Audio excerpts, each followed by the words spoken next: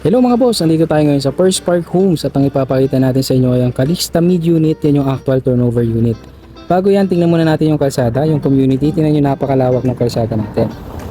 Nandito sa kabila, yung 24/7 na gate natin, may gwardiya po dyan naka-duty. Ito po yung Calista Mid Unit na actual turnover. Ang sukat po nito is 40 square meter yung floor area at yung typical lot area niya is 44 square meter.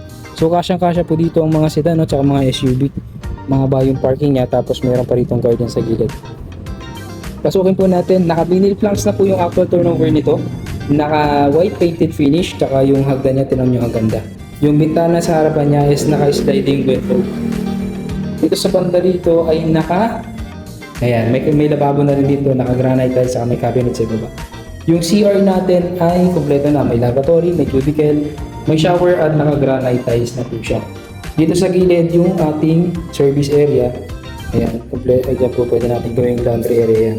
Sulyapan natin na isa yung ating living area. Okay, akit po tayo sa taas. Check natin yung taas, tingnan nyo yung hagdan na napakaganda.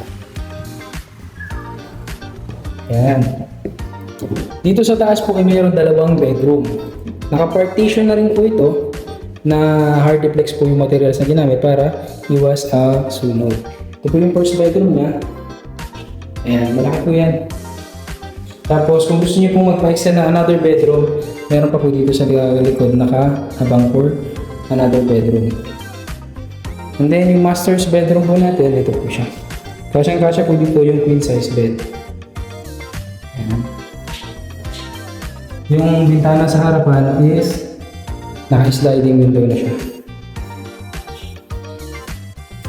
Tapos dito, yung hagdan niya, mataas yung ceiling.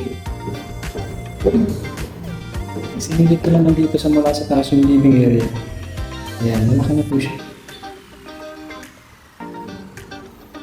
Then, yung parking area yung kasong-kasong po dyan ang mga SUV at saka sedan. Yun lang po. God bless.